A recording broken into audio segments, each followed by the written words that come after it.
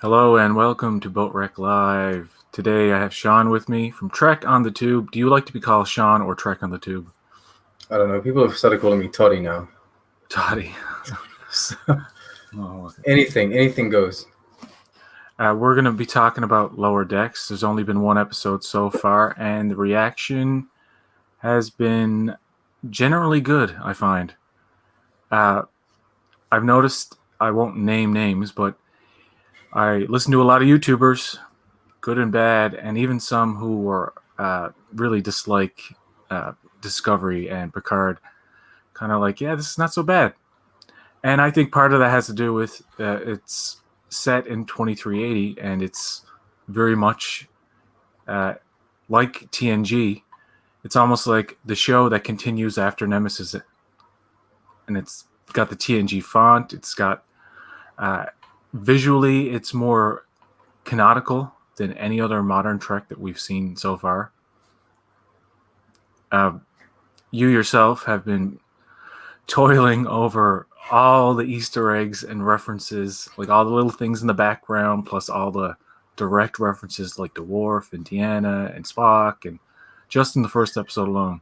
It's insane. I keep on finding new ones, or I can't take all the credit because sometimes I'm online and I'll see someone else post something. I'm like, oh god, I missed that. Right?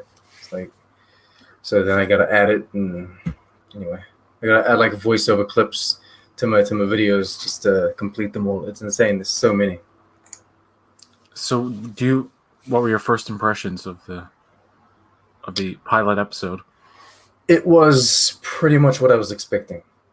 Okay, so I wasn't expecting all of it because we had seen in the trailers, we'd seen like the zombie outbreak, we'd seen the pink goo, we'd seen the funny looking people on the surface, we'd seen the I didn't expect all of that to be in the same episode because they seemed like very separate things, and so I was expecting that to be over the course of maybe the three first episodes, but it all made sense and it was all coherent in the same episode.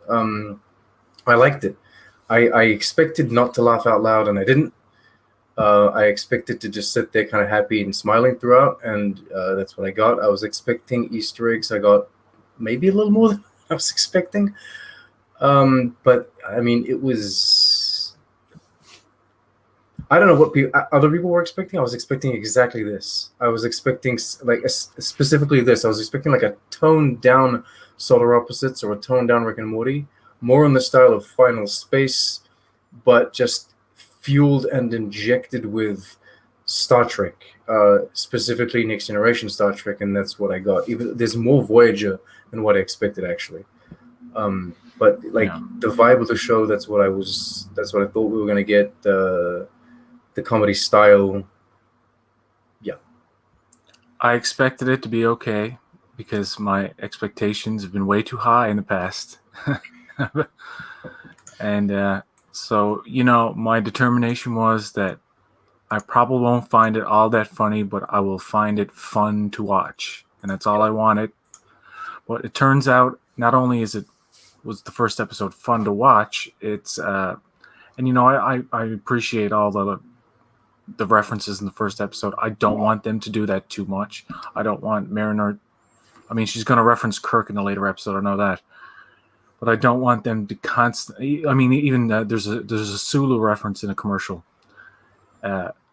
so I don't mind that here and there. But if it's just like if they're just shoving that in just for the sake of it in every single episode, I can see that becoming tiresome. They might tone it down a bit, I'm feeling. Yeah, maybe. Hopefully, and this episode is very quick paced, and a lot of shit happens, and they cram a lot of. They successfully, I believe, cram a lot of things into it, and I noticed it has a lot of repeat value. I've watched this episode about 6 times, and I've not taken notes or anything. I've just sat down and watched it. And a couple of times I was just kind of had it on in the background, and I'm picking up little things here and there that I didn't see before, and on top of that, I actually like Boimler, and I didn't expect to like him in the first episode. I didn't expect to like Mariner. I like them all. I expected to like Rutherford and Tendi because they're the ones in the trailers that I thought would appeal to me. But I actually like all the characters. Like every single one. Nobody there is. I'm not scratching my head at anyone saying, "Oh, that doesn't make any sense." And I know there's sitcom rules in this, and that's what people have to realize. Like I seen some complaints about the convenience of, oh, what's his name? First officer. Oh, Ransom. Yeah, Ransom. He has to fly. Freeman is the captain. Yeah, he has to fly, but he's like, "I'll be fine." And people are like, "Well, he should have. The transporter should have picked that up." Or, but I'm like, "Well, these are sitcom rules, and the joke is that he's so experienced that like he doesn't think anything's gonna hurt him. Like he's kind of got that kind of ego about him, and you know, the fact that Boimler comes back and he just happens to have the goo on him, which is the cure, and it's all like wrapped up very quickly. That kind of plot convenience I can totally accept in a setting like this. Yeah, I find that's completely fine. In fact, those conveniences are played for laughs, and it's part of the comedy.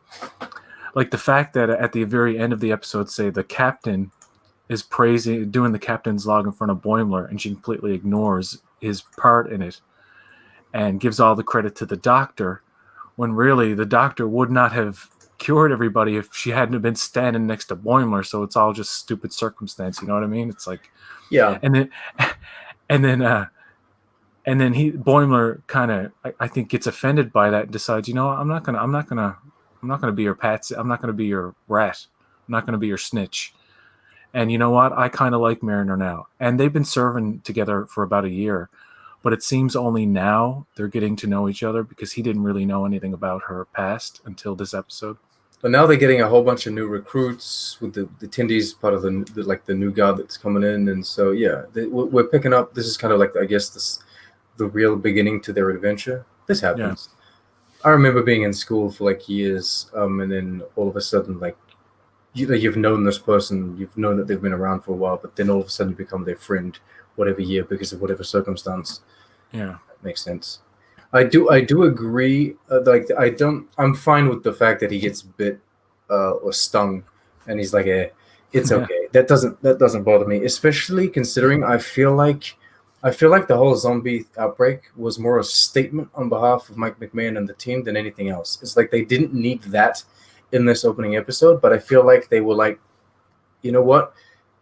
We're showing you that every episode is going to be its own story, and it's going to have a quote-unquote scientific kind of approach to the wrap-up. We're going to be able to, we're going to problem solve and then find a solution, but we're going to do it in a more comedic manner. I felt like it was a kind of a statement of, this is how our show is going to be. I guess how pilots used to be in the past. I do kind of agree with the way that Freeman, the captain, was just kind of disregarding the fact that Boimler had anything to do with it. But in a sense, I feel like that's kind of, everyone has a very kind of specific and obvious character arc set up, and I feel like that's going to be her arc.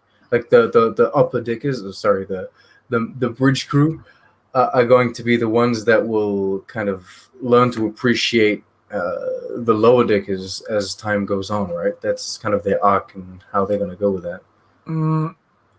Yeah, maybe. I think it might work the other way too. I think it might work, like, it could be where the obviously Mariner has a chip on her shoulder about her superior officers. Yeah. And there are personal reasons for that we're only getting hints of now, and that they'll probably explore. And you know what? You know what's funny? There might be more character development in this animated series in 10 episodes than there have been in Trek in a while. I'm just predicting that because I'm more interested in the stories of these characters now. Rutherford had development in this episode, more so than a lot of characters in Picard, like the show. Yeah. Well, did you know that implant is by choice? Oh, I didn't know that. Yeah. It's by choice.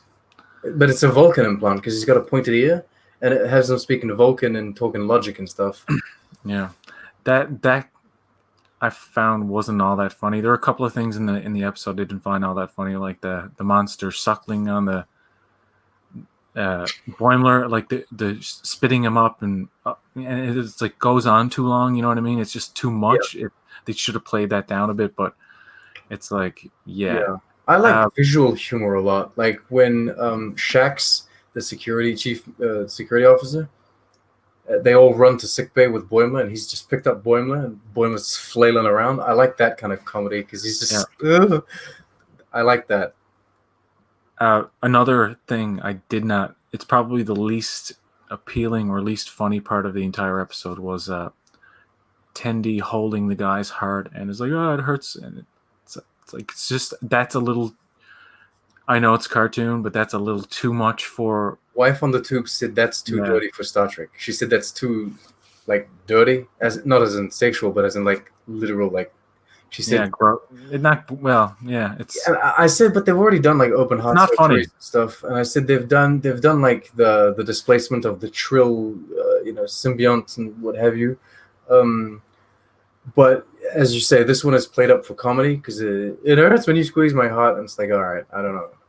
Yeah, yeah. The gag itself, it was just. Uh I saw. Well, it was in the trailers before, and that's part of the marketing wasn't that great because they didn't show. They kind of show the least funniest parts of the first episode that they of the clips that they did show They in that cut a trailer. few Yeah, things as well. The whole thing on like how many planets have you been to on the surface when Mariner and Boimler are talking. There's added dialogue in the final, like in the episode that they had cut out in the oh, in the trailer. Yeah, yeah. yeah. Well, that's that. I like watching their expressions because when you do your first watch, you just kind of take it all in at once. But like I've rewatched this multiple times. It's accessible because it's short. It's not heavy. If you're having a bad day or anything, you can't really jump into anything Discovery related or even Picard, to be honest. Like you have to. This is perfect. And so it's got a lot of rewatch value, as you say. And I find that I find myself staring at their emotions in their eyes a lot because they're very expressive the way they're drawn, and I find a lot of them just hilarious. Like my favorite joke is when Mariner talks about how she had to fight a Yeti for no reason just because he was being a dick, and the way she stomps her feet, the vocal delivery, and the her expressions on her face, it like all of it together. I found that one very funny. Yeah, well, that's what I'm saying. Like I watched this episode, and throughout, I've either got a smile on my face, or I'm like, nothing like where I'm like genuinely laughing out loud. I forget what I was watching. I was watching The Shy. It's a show on HBO, which is a serious drama, but Okay. that has moments of genuine laugh out loud comedy, and it comes completely naturally Okay. from the situations. Right, even in it's actually really dark episode about a girl returning from being kidnapped by this man, and it's both emotional to the point where it all would almost make you cry, but then it's like there's actually funny shit in there. But I find in comedies, especially like 30 Rock, I used to be a fan of that. I never really laughed out loud at that show, but I kind of just chuckled here and there. Mm. Same thing with Rick and Morty or Solar Opposites, and never really laughed out loud. I want to laugh out loud at some point. I have a comment. Robbie's here. Hi guys. Hey, Robbie. How's it going? Thanks for showing up. We're talking about Lower Decks And comedy in general. and It's the comedy in same thing. general. Like we've both talked about what we do in the shadows quite often. There are very few moments where I'm going to laugh out loud at, or maybe never. I might give a bit of a like just it comes out by itself. But I'm just happy sitting there content. There are shows where you're concentrated, you kind of think about what's going on. Some shows you're kind of freaked out. Well, other comedy shows like what we do in the shadows, I just sit there and I'm happy. I smile throughout. And Yeah. Lower Decks was the same thing for me. There's a funny moment in toward the end of the episode where Captain Freeman says to Shax, "Any recommendations?" He's like, "Detonate the warp core." So he's going to get a lot of lines like that. That I and- liked. I know it's a direct reference to Worf, or at least that's how I interpret it. Yeah, and then But- what's the doctor's name again? I always forget the doctor's name. I don't know why. Dana, To Anna. Something like Takana. that. Something Takana. like that. Something like Vacation doctor. Anyway, that. she discovers the slime on Boimler and analyzes it, and she says, "He's useless, but this slime is valuable." And the captain's like, "Protect this slime." It's like a little double entendre. Like he's useless, and the slime is more important than he is. So like Shax is like, carrying him around like that. And it's literally like, it's not about saving Boimler, it's about Saving the slime. well, it is really about saving the ship, but you need that slime, right? And the doctor gets into things, she's like, holy shit. I didn't like the fact that they bleeped it, but Oh yeah. there's going to be swearing throughout the series, and there's going to be F words and stuff, so I think actually I would rather the bleeps, because sometimes bleeps sound funnier in a sitcom. Like Blackish. I feel like Blackish curses all the time, not all the time, but they bleep their shit out a lot. Like they say shit and fuck and all this stuff. So I feel like they bleeped that for the comedy though, because they didn't bleep out. yeah.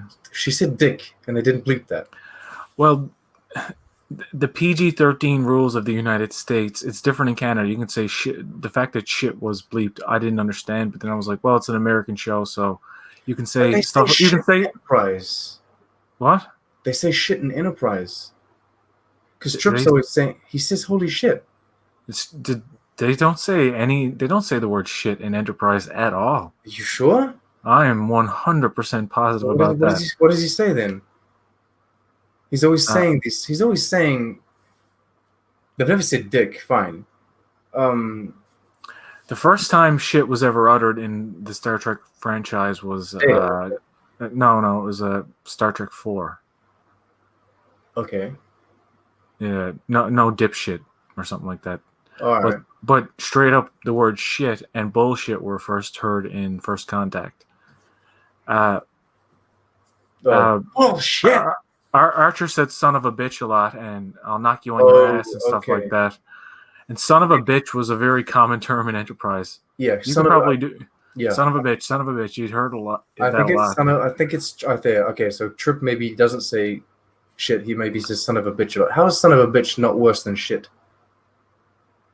Well, this is American rules. In Canada, shit's okay to say in a 14 plus or PG, I guess 13 type of thing.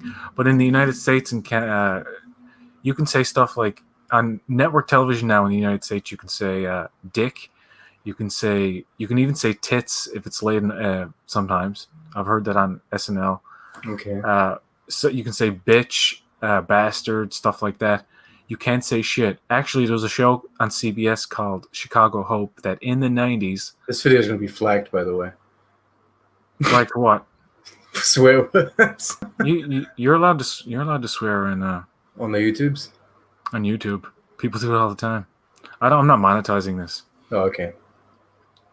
Unless it gets shut down. What gets shut down for potty mouth? No, it doesn't get shut down. It's just like it doesn't get monetized or something. God, I don't get enough views on these to have any kind of monetization. All right. I was gonna say you can't monetize depending on you have to click on these regulations or whatever. I know I'm going off on a tangent, but I just want to finish this point. Chicago Hope had an episode in the 90s where a doctor loses a patient, and at the end he says shit happens, and there was a huge uproar over that. And ever since then, they're like, yeah, we can never do shit on TV. Okay, but that feels like it's more related to the context than the actual word. He loses a patient and says shit happens. Yeah, they just can't do it. Okay. So anyway, I don't care if they bleep out the curse words. They can say certain things, but they can't say like the F word or the S word and stuff like that. But it even if it wasn't bleeped, it wouldn't matter anyway. Either way, but the fact I wouldn't have noticed it as much if they hadn't bleeped it. I think that the reason why the shit word stood out to me is because it was bleeped. Because there's a lot of confusion in that scene, I think. Yeah. Maybe I wouldn't have noticed it if she just said it. When you just guess when you think the international audience is going to get it, because apparently this show was supposed to come out in October instead of, like Discovery and Lower Decks were supposed to be reversed. and their plan was to have an international deal by October, but because they wanted to get this out now, the international deals didn't follow through as fast. So a lot of people were speculating like 2 months, and the international audience will have all 10 episodes on like Netflix or something. Yeah, I feel like they're gonna get all the episodes at once. Yeah. But I couldn't tell you when. And at this point, I've kind of stopped. I don't understand how these international deals work, and from my very small-minded exterior perspective, I think that it's all just excuses and bullshit. To me, it's like, if you wanted this show out now internationally, you could. It could be done. I just feel like I have no comprehension on how COVID is affecting this in any way. Like COVID, like you can't film shit, fine, but you can't sign a contract. Well, I think the COVID thing was a reference to the fact that it's significantly slowed down production on Discovery, which was live action, because Lower Decks was a lot easier to complete at home than Discovery, because but you couldn't move up. Like the person that was going to purchase Lower Decks internationally couldn't. Like the company couldn't purchase it for like 2 months earlier. They didn't want the. Anyway, whatever. I don't care. I hope they'll get it, but I feel like at this point, it would make sense to me to not release it during Discovery. But what makes sense to me doesn't seem to make sense. You know, I wouldn't have released Discovery this year anyway. Me. Well, let's just theoretically, let's just say you have you own let's just say I'm Netflix. Yeah. And I have a certain schedule of shows that I buy that I'm gonna put on and at certain dates, and CBS tells me a year before, we have Lower Decks, do you want it? And like, I don't know if Netflix is gonna have it or not. I'm just speculating. And they said, okay, we'll take Lower Decks. We'll negotiate a price later or something like that, but we'll agree to it. Or maybe it was with Amazon Prime, who knows? And they said, okay, the date is October 2020. And then amid everything that happened since that year has passed, all of a sudden, CBS is able to get Lower Decks out sooner than Discovery, because, say, if Discovery was supposed to come out in August, and you switch them around so you wouldn't have two of them on at the same time, or push like two of them to the very end of 2021 because they promised Discovery was going to be in 2020. So anyway, my point is that if you have a schedule that you've already adhered to, all of a sudden getting short notice on, hey, this show is not coming out in October, it's coming out in August, can you stream it then internationally? And they're like, well, we have a schedule we have to adhere to. So we'll try to work something out, but we can't make any promises. We might have to stick to that original October date that we agreed to. And like I said, I just want to say, this is all theoretical, just all speculation. None of this is all just talking out my ass here. But like I said, Sean, we just don't know, right? It's just we can only guess. To be honest, if I were Netflix, I wouldn't give a single shit when they deliver their shows. Like, as soon as you give me the show, you give it to me, I put it online. It doesn't matter. I'm Netflix. I don't give my numbers to anyone. I can just straight up lie and say it's number one on the platform anyway. Yeah. So it's like, it doesn't matter. It's like, give me the thing, I'll put it out. Netflix has a show dropping every single week anyway. Like what? Like they have multiple seasons of different shows the same week. What does it matter where this thing comes out? And that's just Netflix. Amazon Prime is even worse because they got so much stuff on there. Some things you have to pay extra for. Some things you can just watch. It's like, it's mayhem and nonsense. And if CBS were really planning on selling this to some third party, some third streaming platform in internationally or in Europe or whatever, that's insane. That's just crazy. You stop expecting people to purchase every single video on demand service just to watch, one singular franchise. It makes no sense. Well, with the Viacom CBS right now are expanding, and apparently there's a lot more on the service now. Their next big step is to just make it international, to give every single Lower Decks at this point. It's available in Australia and Canada, but it's different versions from the United States. I don't actually know if Australia gets Lower Decks or not. I don't know. That's what I'm not sure about. If the plan is to, in 2021, let's say if the plan is January 2021, we go international with CBS All Access, why even bother selling the rights to Lower Decks to anyone? Just keep it.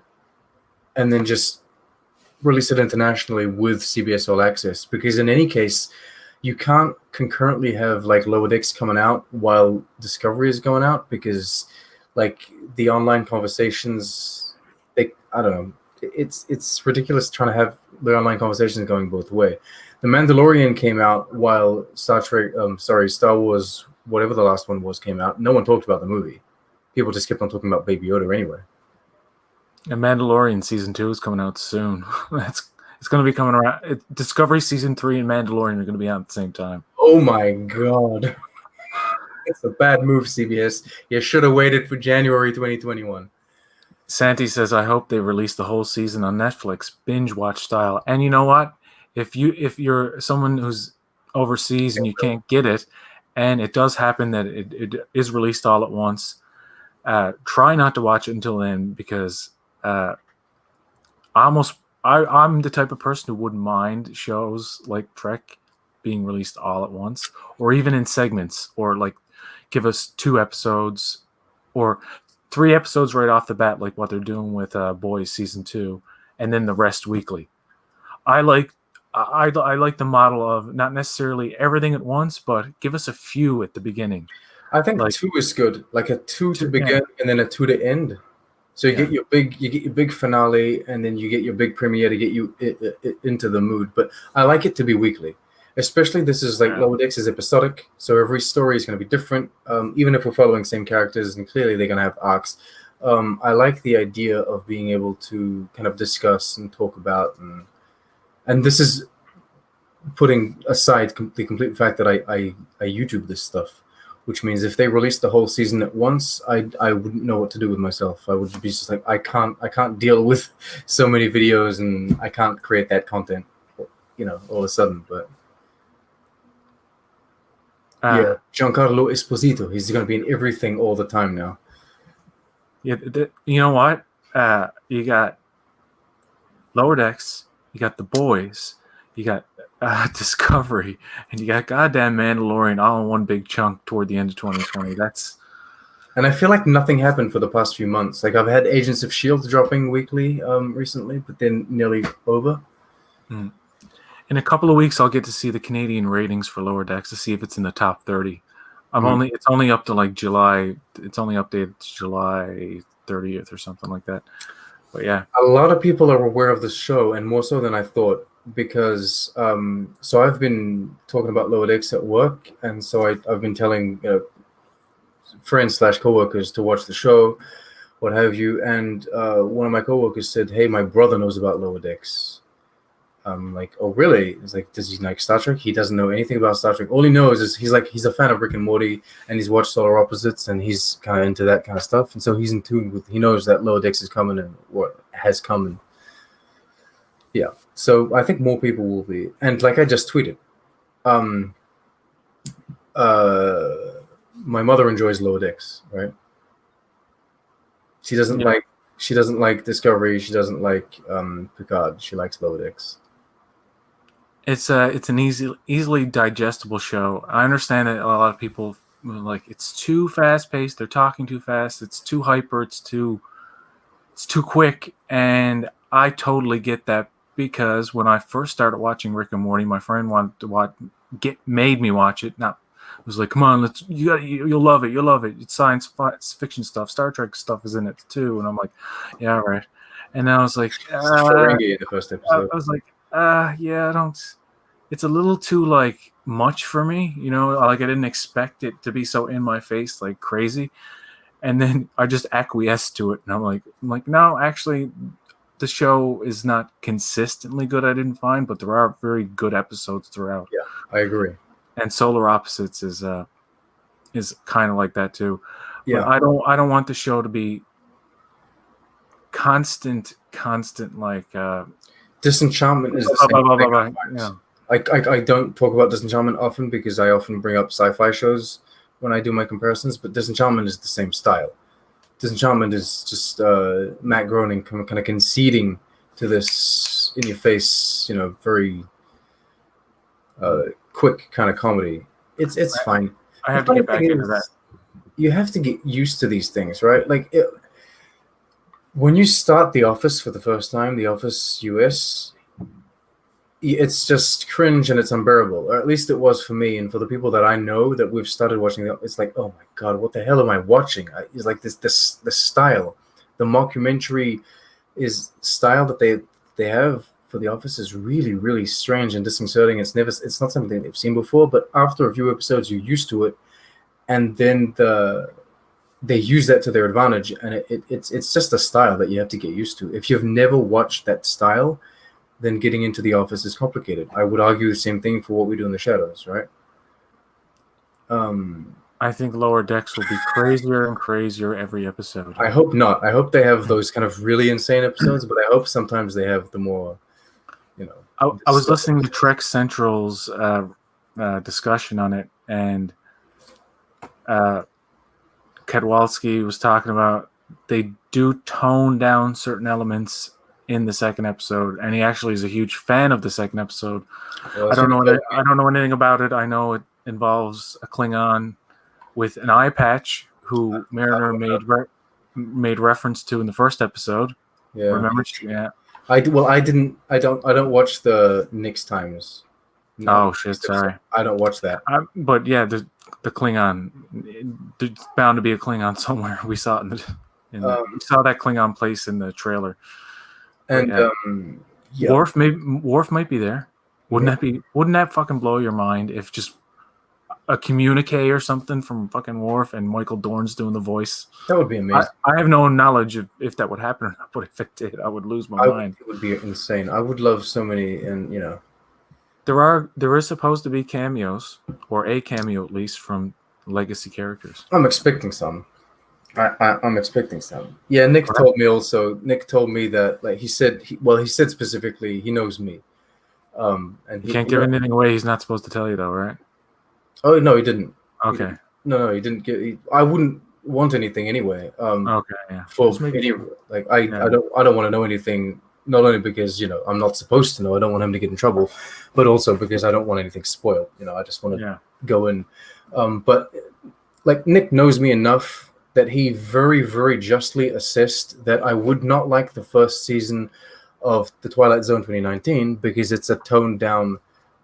Basically, it's a toned down Black Mirror, and that's how he described it to me. I've seen the first season of the show, and I like, he was dead on. Like, I couldn't put it better. It's like, that is exactly how I feel about the show.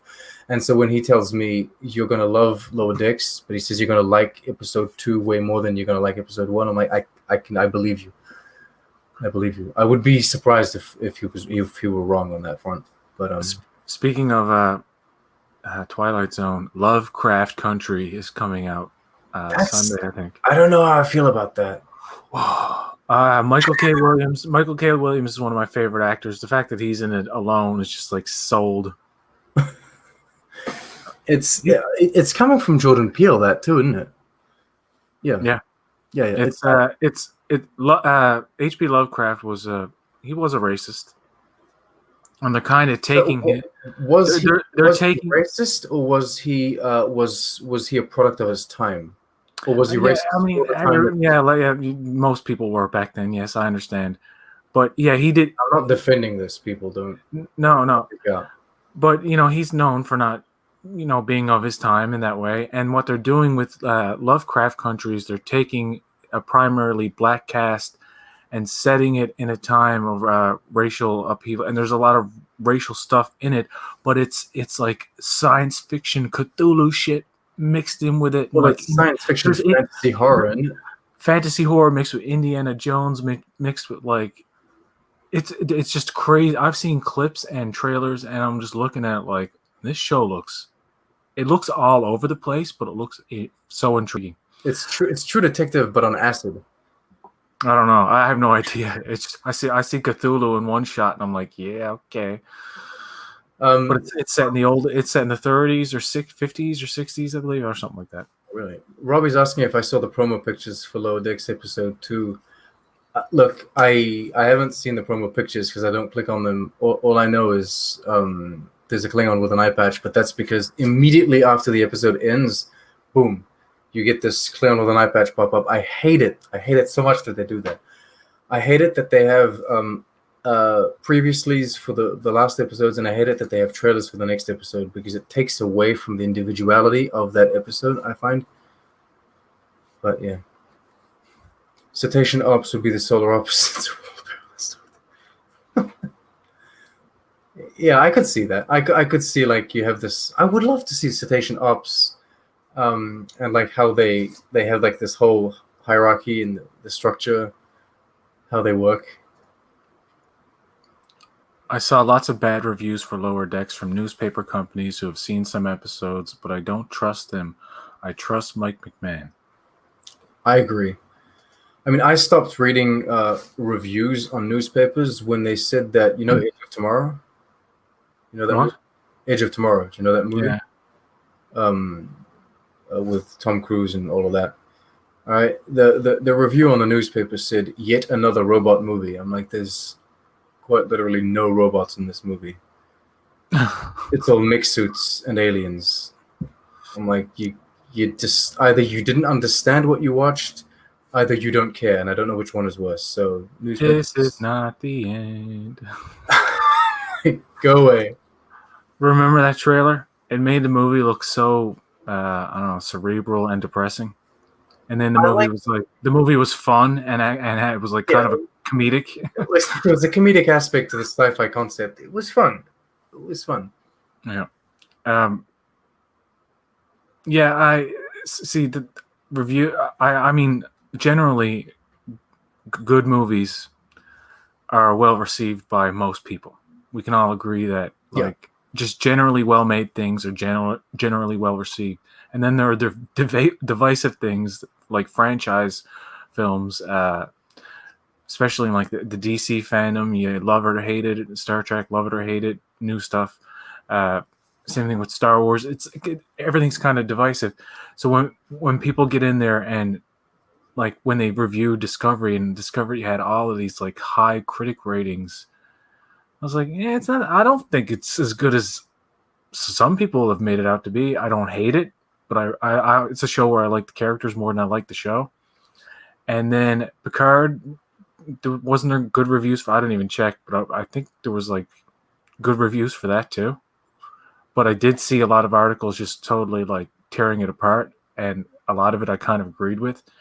But Lower Decks, I have no interest in somebody's New York Times review of it type thing, because I'm not looking to psychoanalyze it. It's a cartoon sitcom. I want it to make me smile, and I want it to make me laugh if it can. And I am amused but I just want something like a really good, funny joke. Actually, Nick went on that Trek Central broadcast, brought up a funny part of the episode that I progressively find funnier. That when he has Mariner at gunpoint or phaser point, and he thinks she's selling weapons, and he's like, "Don't tell me what to do," or something. And he's yelling at her, and she hauls out the thing. He's like, "Shovel and hoe." That line is progressively funnier to me, and the voice acting in that sense is on point. I think Jack Quaid is an excellent comedic voice actor. I think everyone's doing such a good job.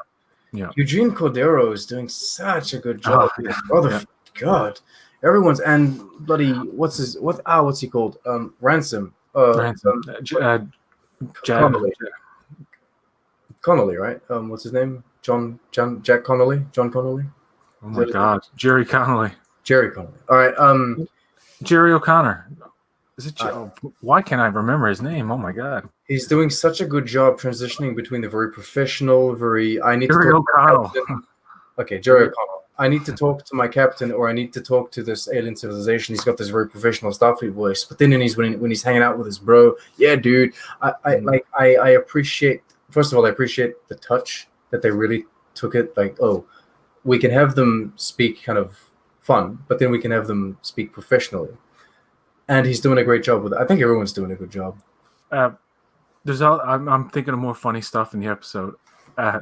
remember when Tendi is sitting with Rutherford, and he's talking about the date, and he's like, "Yeah, we're not gonna continue that because she wasn't concerned about blah blah blah, this technical jargon," he says. She's like, And she gives him a look like, what? As if to say, like, it did, and she agrees with him then, and it's like totally unexpected. That threw me off, like, in a funny way.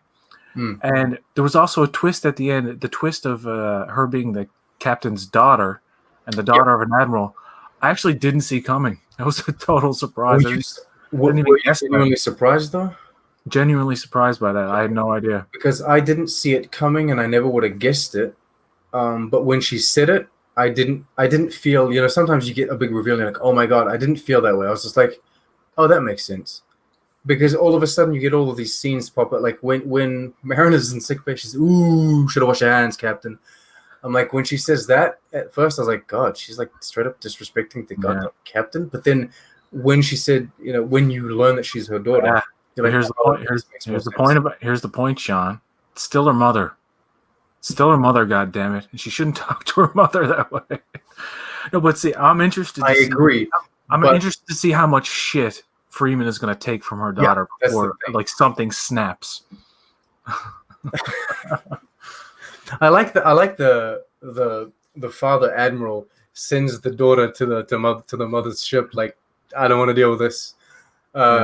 You can bet that the captain on Mariner's previous ship, the USS Keto or whatever it was, the captain on that ship is like a friend of the father, and he's like, you need to get your daughter off my ship. I just can't deal with it. Okay, fine. I'll send her off to her mother's. See what happens. Some people are concerned about the nepotism portrayed in the show so far. It's like she's the captain's daughter, and it seems like she can get away with insubordination a little bit more, and disobedience, just straight up disrespect. And there's got to be some kind of lesson learned there. There's got to be some kind of arc where Mariner isn't doing that by the end of the season. That her and her mother actually have a mutual respect for each other, and stuff like that. There's going to be an episode where it's just them two stranded on a planet. Oh. And they got to deal with their got to deal with it. I bet you. The thing is, it'll be like a cartoon bottle episode, which is not necessary, but it would be funny. It's not like this kind of.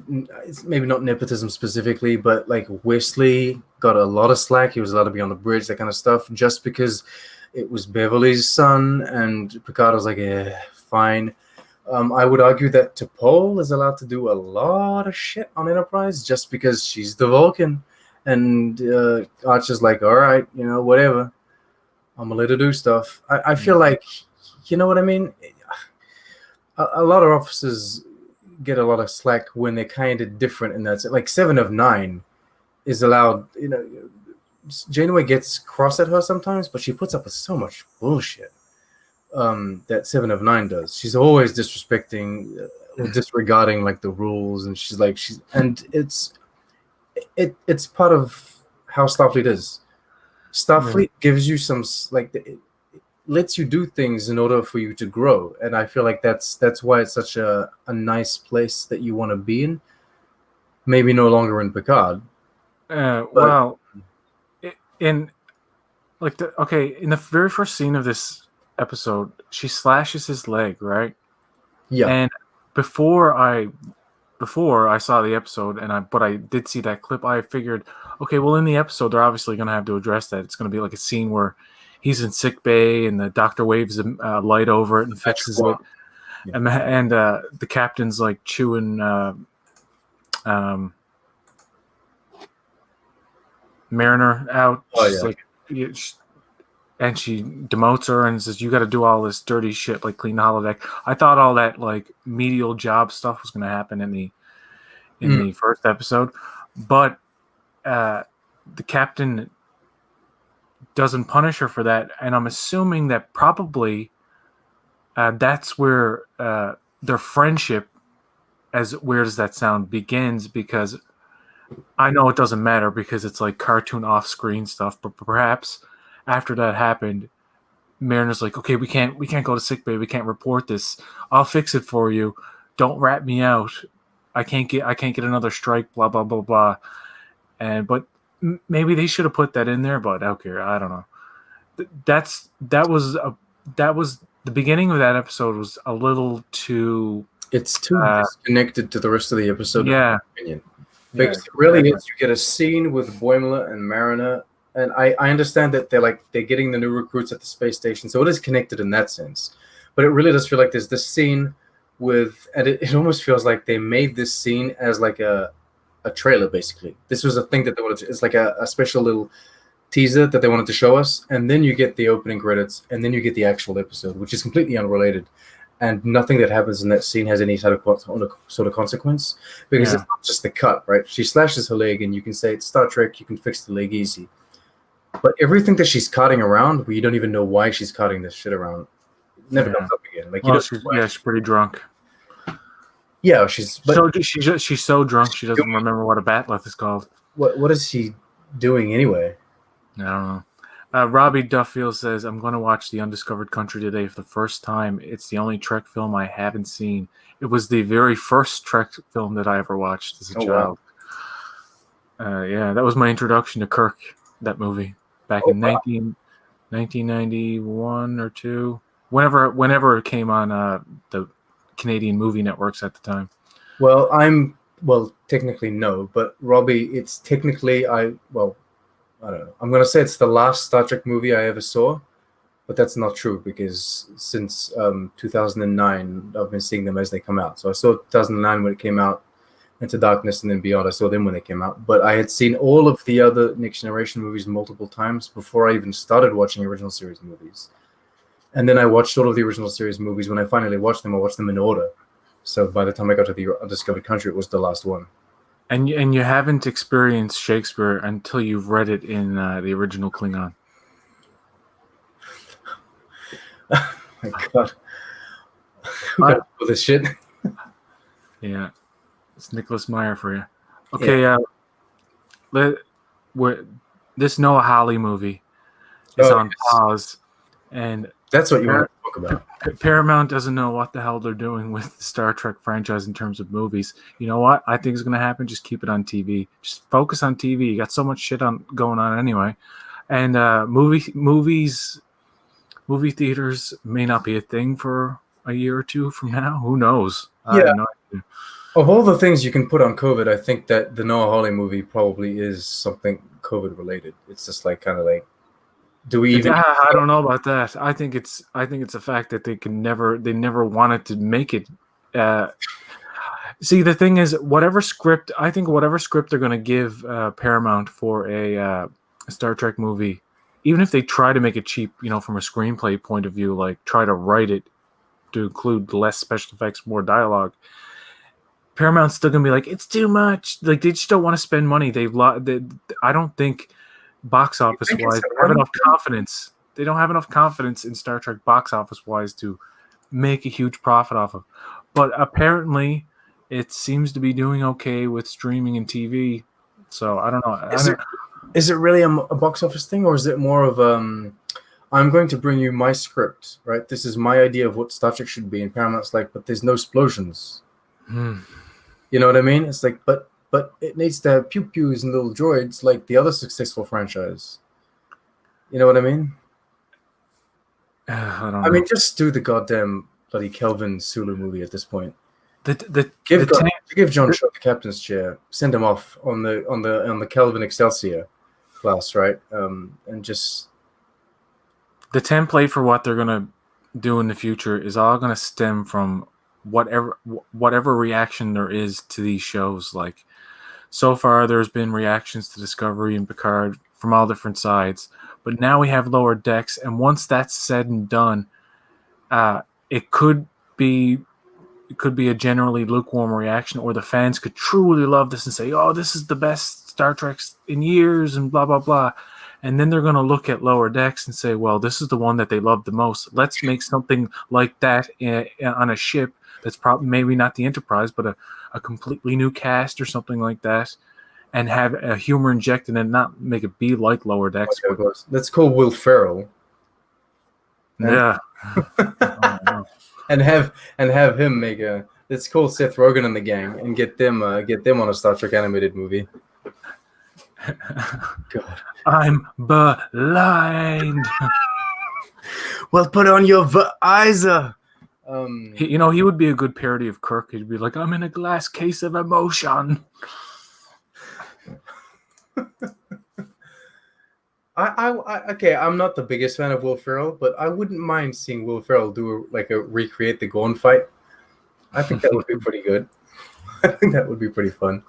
I also was thinking maybe if Lower Decks is something that they're gonna use as a jumping off point. I mean, they already have another animated series called Prodigy, which is it's for little kids, but that's fine. I don't know how little though. I've been asking the Hageman brothers. Brothers, tell me. I'd say between 5 and 10.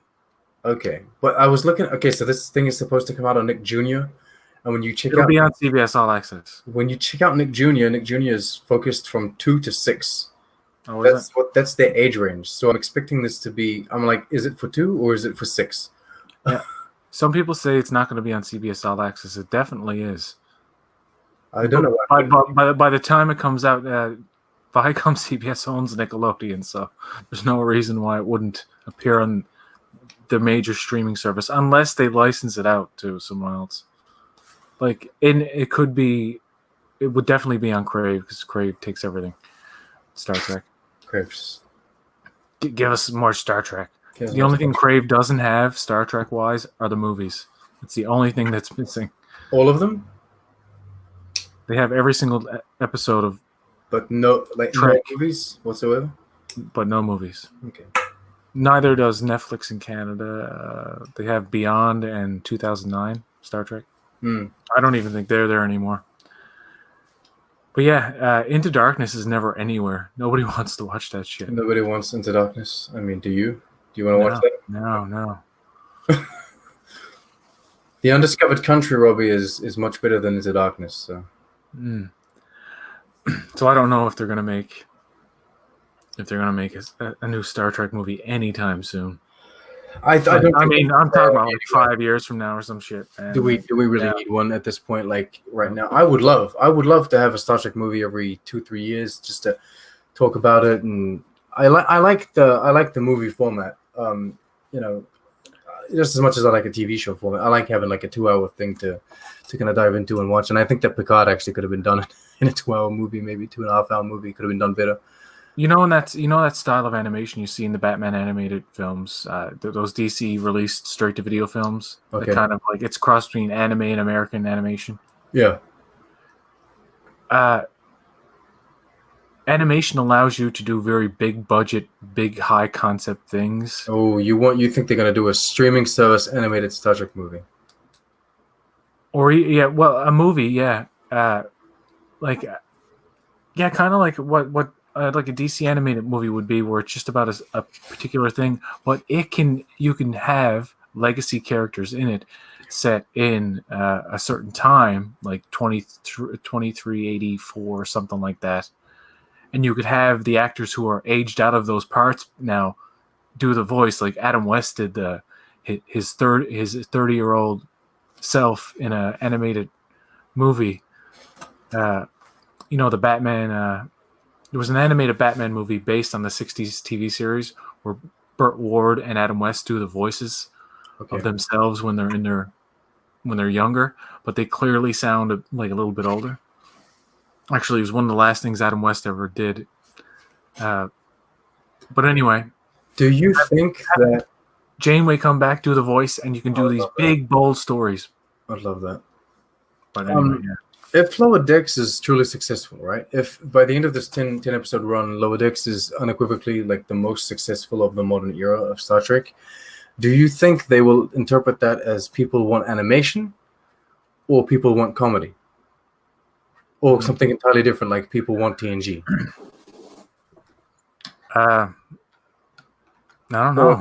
Or are they just going to start placing more people like McMahon, dare I say, in charge of these shows? Well, let's just say Lower Decks has these.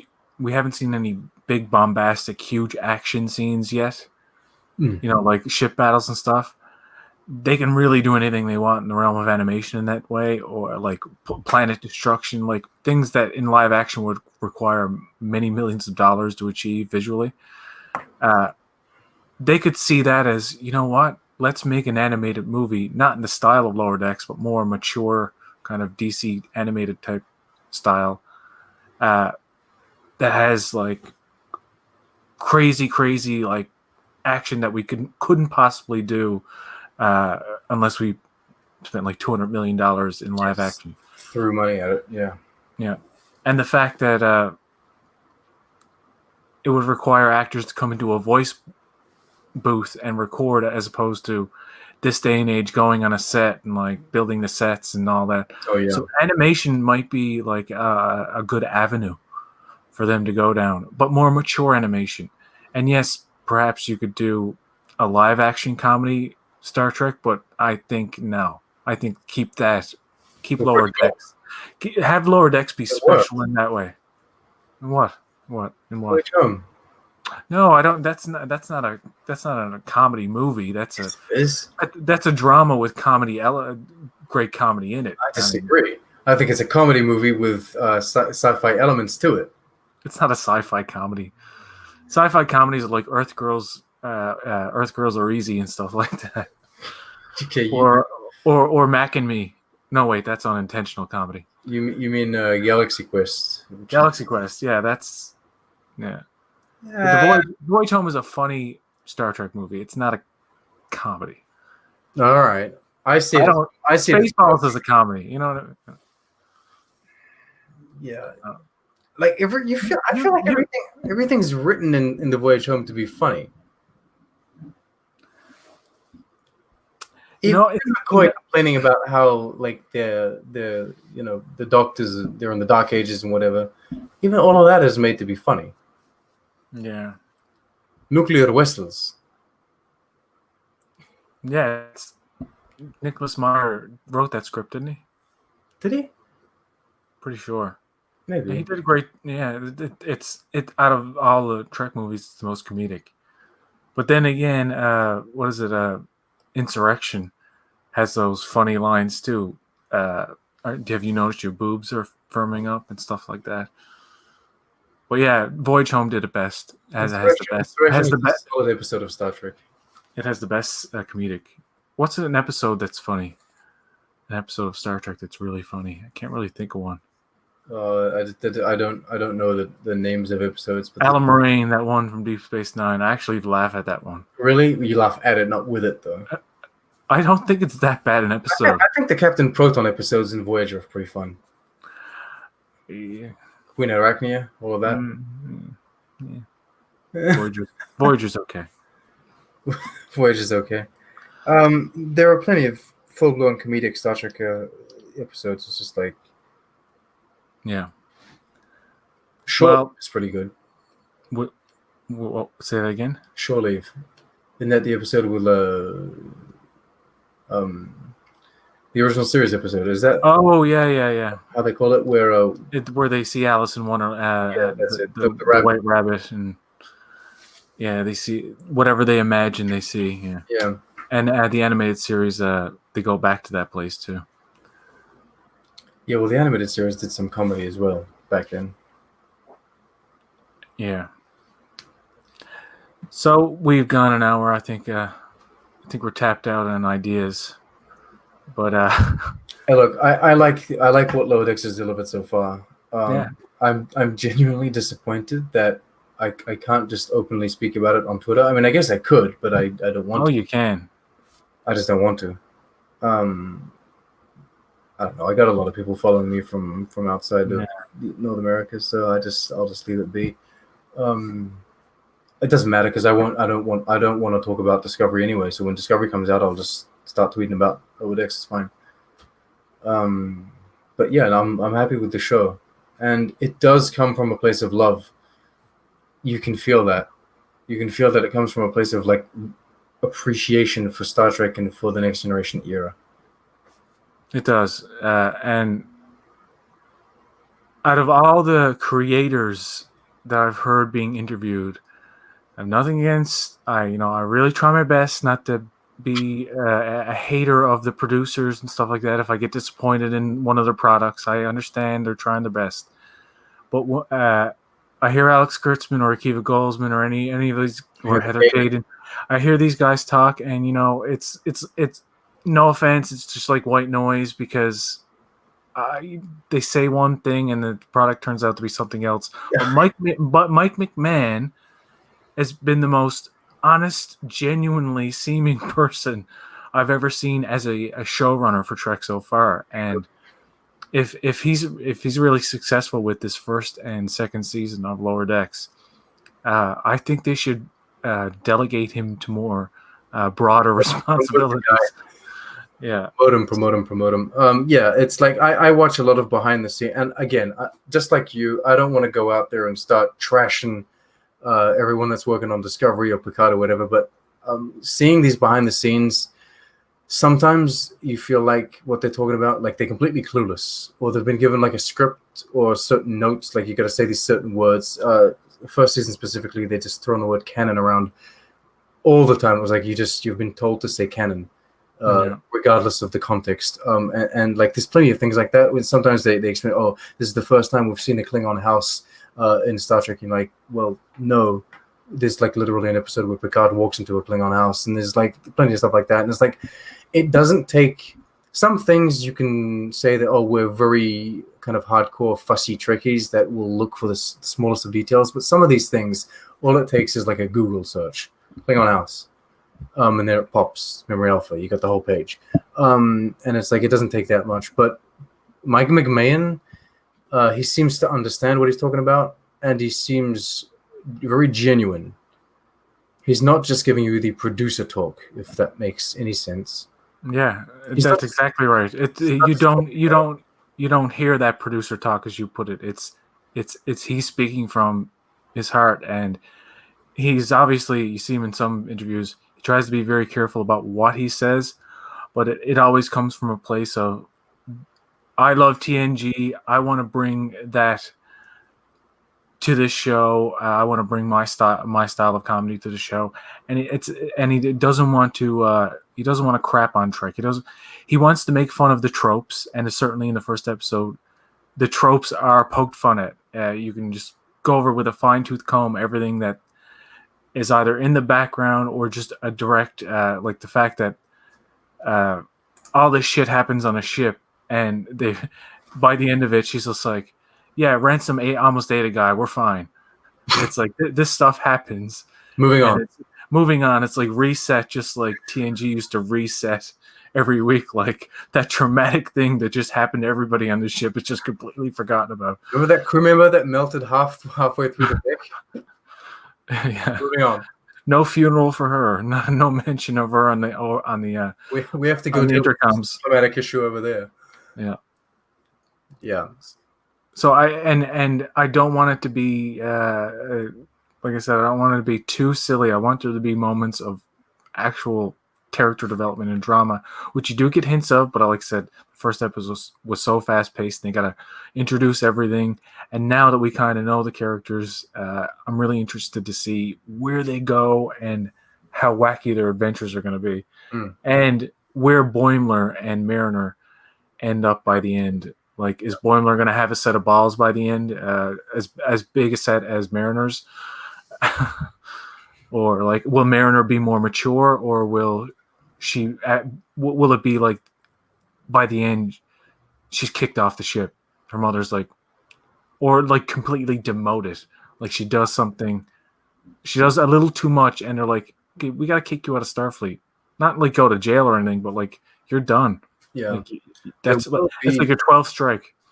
There will be evolution and change in these characters, because of all of the differences that there are with Rick and Morty. One of the most pronounced, I think, is that when Rick and Morty starts, when it picks up, you're like, these are the characters, and this is how the dynamics are going to work, and this is how it's going to be for the foreseeable future of the show. Whereas in this show, you feel like they're really setting up changes and evolution and growth, right? Be it positive growth or negative growth. You don't know if, like, as you say, Mariner's going to go up or down. But yeah, you can feel like it's going to change. Yeah. But we're still gonna have these episodic stories, like one story a week, and I'm excited for that. Well, only 2 more days until the next episode, and you and Starfleet Boy review every Thursday at what time? At 6, you're welcome to join us. Well, I can't on Thursdays, but Oh, okay. I do. If you want to also check out Starfleet Boy After Dark, Yeah. I've been on like the last 4 or 5, and Shaka Da Silva's on there. He's an actor from Picard who pops in there every now and again, and Ruben, who who absolutely despises modern Trek. And you know what? I like Discovery, and I like Lower Decks, and I don't like Picard. But anyway, I don't mind if people hate something that I like, especially if they're really funny about it. Yeah, Ruben is hilarious, and like I have discussions with him in private messages and what have you, and I can just imagine him being ganged up on by all of these people, but he can hold his ground. He doesn't care. He can fight 8 people if he needs to. I love it. Do you see William Shatner retweeted him or something? Oh, really? Oh yeah. I don't know. It was about Esperanto movies spoken in Esperanto or something. I don't know. You know what? Shatner's like the society can't handle that anymore.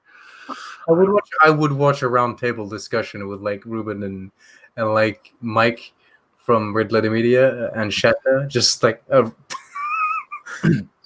group of people. Yeah. But yeah, shout out to Ruben. Oh yeah. And Starfleet Boy, and yeah, I'm gonna try to do a reaction right after the episode if I'm up that late or early, because it's 4:30 in the morning when it appears on Crave. So I'll try to go to bed early, really early, and get up then and watch it. But I don't know. But yeah, I can't wait to see the next episode. Kedwalski had me hyped for it in that live stream he did with Trek Central. He kept bringing it up. He's like, I can't give anything away, but can't wait for you guys to see it. I'm like, this better be good, man. You keep fucking hyping it up. Oh, it's on you, Nick. If it's garbage, then I'm blaming you. But I have my lowered expectations have now heightened a bit. So I'm setting myself up for significant disappointment. Based on Star Trek's general history with first episodes. Yeah, it's pretty good. Based on the 2 projects that Mike McMahon has worked on so far, Solar Opposites and Rick and Morty, which also have subpar pilots, I was expecting the first episode of Lower Decks to not be the greatest thing.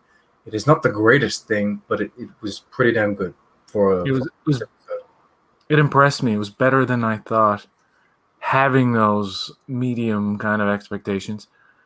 But I didn't expect to like the characters as much as I did. I was kind of like, I'm hooked. I'm sold on all of them immediately. I often find in animation I can't get too invested in. Very few shows where the animated characters interest me. Yeah, you're not interested in The Simpsons? Come on. I was for a long time, and I still am off and on. But of course, I'm a huge fanboy of the first 8 seasons, right? 8, 9. Maybe a little bit of 10, and it progressively gets worse toward the middle, and then it's good and bad throughout. It's good and bad throughout. Yeah, after so many seasons. But yeah, I like what's that show? Fuck, I forget the name of it. Is it the new show that you told me to watch that I haven't watched yet? Close enough. Yeah, that's it. That's what it's called. But anyway, yeah, it's got a crude animation style, and it's a very bizarre show. One. It's like a family sitcom that has like sci-fi weird twists at the end. Yeah, but yeah, animation is iffy for me. Like I'm not. I can't consistently watch an animated show like Bob's Burgers. I can watch, but I can't watch that weekly or all the time. Same thing with Disenchantment. Oh, really? I still haven't completed the second part. How many seasons are there now? Because 2. Okay, I'm on like 3 episodes into the second part of that. Okay. After like a year and a half since it's been out or something. Mm-hmm. So like I will very slowly watch animated shows. Like Okay. Big Mouth, I couldn't watch after a while. I was like, yeah, I don't like this anymore. F is for Family. Okay. I love that show. That's a show that is canonical. Like the 4 seasons span like a year and a half, I think, or something like that. Okay. So there is, you technically don't see the character's age because it's only been a short period of time, but the story goes on. Like the wife is not pregnant, then she gets pregnant, and then by the 4th season she has the baby. You know what I mean? It's Okay. and it's slowly introducing more and more about the characters, but it's very crude and not for children to be in the room. Like some graphic sexual stuff in there. It's like All right. Yeah, BoJack Horseman is great. BoJack Horseman. I think I watched one episode of that on Netflix. BoJack Horseman is great throughout, I find, but sometimes they have like specific episodes where like this is pushing like the art form of animated comedy or like the art form of animation, I find, just to another limit. Anyway, the fact that Lower Decks is animation and the fact that it's comedy will both be allies and enemies to the show with Star Trek, because some people just disregard animation based on the fact it's animation. They won't even try it. And some people will disregard the fact, like the show based on the fact that it's comedy. They just don't want to hear about that. So the sitcom kind of the cartoon sitcom kind of rules can be all over the place depending on who's creating the thing. But with this, I want them to keep a happy medium. I know that some elements of the show, if you tried to translate them in your mind into a live action scene, wouldn't work. It'd be like, no, that person would be dead, or you know what I mean? Like the physics of that wouldn't work. But within cartoon sitcom rules, so far it's okay. The goofiness needs to be. I would like to be toned down a tiny bit. I don't mind it, but like that spider thing, like spitting him out up into the air and sucking him back in, which is funny for a second, but then it's like, okay. But the rest of it's good. The rest of it's pretty decent. they just need to be careful to not go into like some episodes of like The Simpsons and Family Guy have very different styles, where The Simpsons will do outlandish things, but it kind of makes sense, and then everything resets. Whereas Family Guy, sometimes they do like such things that are completely mad, where it makes no sense whatsoever, and then everything resets. You're like, but what? Lower Decks cannot go that far. It has to contain itself because everything has to remain coherent with the universe in which it's set. And I trust Mike McMahon to do that. This is something that I talk about, but I mean, I believe that he will, especially considering he has solar opposites to do all of the complete wacko stuff anyway. So. And Mike McMahon, I know that you're watching. Yes, of course. Why are you not watching us, but you're watching all the haters? You're getting all the views. Make money off your hate. No, I don't care. I don't care. I don't. Everybody's entitled to their opinion, and you know what? I do see some of the vitriol out there for Lower Decks, and you know what? That's fine. I can totally see how you heard there was an animated series coming, and then you see what this is, and it doesn't suit you. I know people who don't like this type of animation, and I totally get it. Like I said, with Rick and Morty, I had to kind of get used to it. And I'm not I know there's a lot of comparisons people are making. Okay, this show is like, it's not like Rick and Morty. I just want to make that clear. It's not like Rick and Morty, and it's not like Solar Opposites. Each show is different. If I had to compare, it would really be Final Space. That's where I would go with my comparison if I had to compare. I tried to watch Final Space too. I watched the first 2 episodes. I got to go back to it, but I don't know. Some shows I just can't. I can't get into them. I just get into Archer. I tried 3 episodes of Archer and I was like, I can't watch this. I tried Archer too, and I'm like, You know what? Final Space. I forced myself through the first season of Final Space mainly because I had nothing to watch at that point. And I wanted that Rick and Morty pissed me off. All right, the 3rd season of Rick and Morty I did not like, and I was kind of just disappointed in that. And I thought I need some other sci-fi. And so I was watching Final Space and pushing myself through the 1st season. But the 2nd season, it really comes together. I think the 2nd season, like they know what they're doing with the comedy. They know what they're doing with the characters. It's like it really ties them together. And so the 2nd season of Final Space is solid. And I genuinely believe that the 2nd season of Final Space can easily rival anything that Rick and Morty put out. But sometimes it was because it was in a time where I had nothing to watch and I was fed up with Rick and Morty. So it was specifically that got me through the first season of Final Space. Yeah, and when people make the comparisons to Final Space, Lower Decks, I don't see it. I did watch an episode and a half of it. Final Space has a distinctly different animation style. It's kind of like smoother and there's more CG elements to it, I find. It's not as is the best animation style I've seen. In Final Space? No. Lower Decks is the most beautiful I've seen in all of the animated shows I've watched recently, because Disenchantment is disgusting. It's hideous. But it's a style, right? You gotta love these things. But I think that Lower Decks is the slickest. It's the best. It's got the blurry and then the not blurry because it focuses. It's got the colors pop so much. I love it. I love the visually. I do like the animation style of Lower Decks. My only complaint when I reviewed it at first was that certain parts looked like a little choppy. Sometimes, like when they're doing the spacewalk thing and they're holding hands, that looks like just some parts here and there. But for the most, but that's because they've got that kind of strange perspective where they're walking both on the hull of the ship away from the camera, but on an angle. And they didn't know how to animate the walk correctly because it's all 2D slates, right? I know what you mean. It's a bit strange. And there's one moment where the ship is in space and it's the CG ship, and it's on a flat starfield. And you can see the flat starfield in the background, and you can see the ship in front of it. And that one was a bit janky. I didn't like that. There were different things, but then in the beginning of the episode, the ship is painted. I feel like 2D. Instead of CG. It's kind of strange. I don't know how they're doing this. I find together the ship looks good in like the space shots and the shot of the space station and the little ships all around. I mean, all of it looks fantastic. I like the hallways, the bridge, the bar. I like the design of everything. The only thing you can't really see is the sick bay, because it's like there's a lot of activity going on there and it's very dirty when you're there. And I suppose the doctor is the one we don't really get a huge sense of. Like, I think the closest thing to a funny line she has is at the end. She's like, "Oh, great, more paperwork," or something like that. And then they all laugh like, "Ha ha ha ha." Ha ha ha. It's like, fuck you, Lower Decks people. Yeah. But I like the set designs and everything. I think it's all great. Yeah, and the fact that they can, you see so many aliens in the fucking background.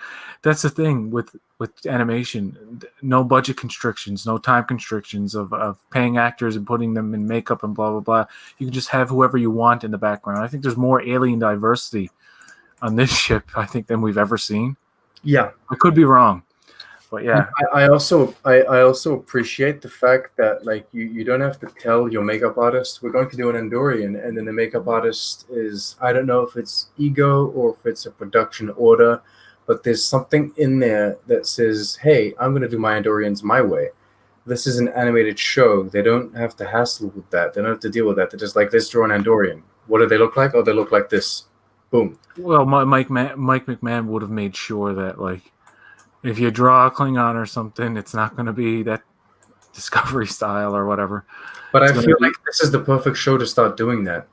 You want to give us Discovery-looking Andorians and Enterprise Andorians and Original Series Andorians, then do that. If we ever go to Andoria, you can draw them all. You can. And there could be a joke about, like, maybe in the next, I have no idea. The next episode involves Klingon somehow, I think. I'm not sure about that. But anyway, perhaps like they see a Discovery style Klingon and they're like, whoa, what's that?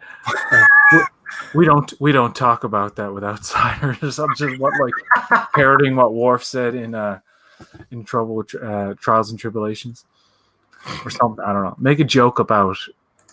Actually, I wouldn't mind if the show had, or if Kurtzman had the balls to allow that kind of joke. That kind of joke to poke fun at And decisions that he was part of, or that Yeah. that era was part of. Yeah. Yeah. So we're going to leave it there, Sean. This has been a great discussion about LDS. Yes. I don't know if the Church of Latter-day Saints is going to have some kind of eventual objection to that term being used. I didn't know that they existed. Most of us didn't know they existed until Larry Nemechek brought it up. He was like, "Oh, but it's a religious thing." I'm like, "Oh, really?" Oh well, we're going to call it LDS anyway, or just call it Lower Decks. That's simple. LDX is a writing thing. LDS is a writing thing. We can call it Lodex. Yeah, like I don't like saying Star Trek this and Star Trek that. I just like calling it the name of the show. Like I don't like saying Star Trek Discovery or Star Trek Picard. I just say Picard, Discovery, Lower Decks. I don't even like writing it out. Like, you know what I mean? I think people should just know. If I've got a Twitter account that's Star Trek related, and I'm tweeting out to people who know Star Trek, and I say just Lower Decks instead of hashtag Star Trek Lower Decks. People should know. You assume people should know you're talking about Lower Decks, the show. Yeah. And by the way, Mike McMahon is a really cool guy on Twitter. He's very interactive. He's not stuck up at all. Yeah. So. Yeah. And yeah. And we'll leave it there. And I want to thank everybody in the chat today, Robbie and Santi, for commenting. And until next time, folks, live long and prosper. I can't do it with this hand. You're going to be my Chadich, baby.